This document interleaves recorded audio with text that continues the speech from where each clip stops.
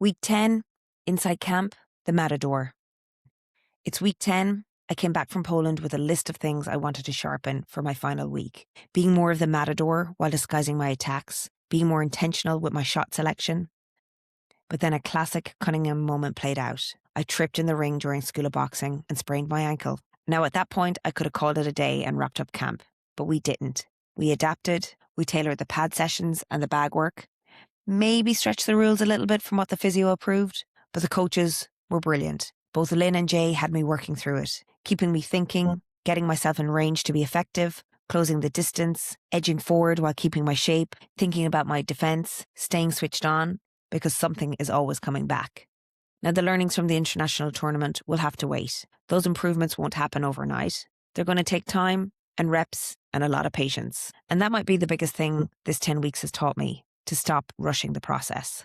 Now this was the first week everyone was back. The team had returned from Brazil, we were back from Poland, and the Ulster squad came down to high performance. It was a full room, but it was a lighter session for those of us who returned from Poland, because the coaches recognised our bodies were probably a little bit battered from competition. Now we were all game to keep training hard, but they made the call to pull back and protect us and tailor the week slightly. Now this entire experience has felt like my very own Olympic camp. Michaela Walsh was my opponent at the Elite National Finals in January. 5 months ago, she was the person across from me in the ring at the National Stadium. And this week, she gifted me something from her very own Olympic cycle. I nearly burst into tears. Total appreciation for where I was.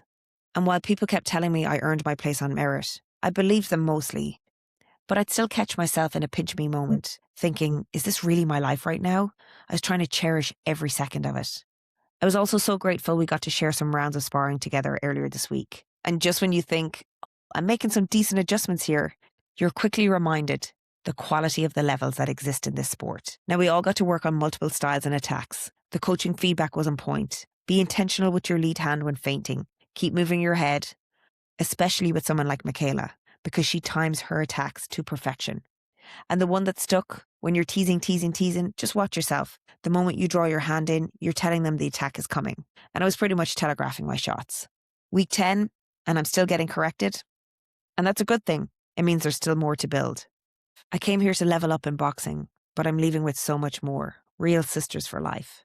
Now there's another camp in August, a domestic international. And if I can gather up enough funds to make it work and sort care for my dog, I'll be there in a heartbeat. That's the honest answer. Not a dramatic declaration, just I want to be in a high-performance environment again, and I'll figure out how to get there.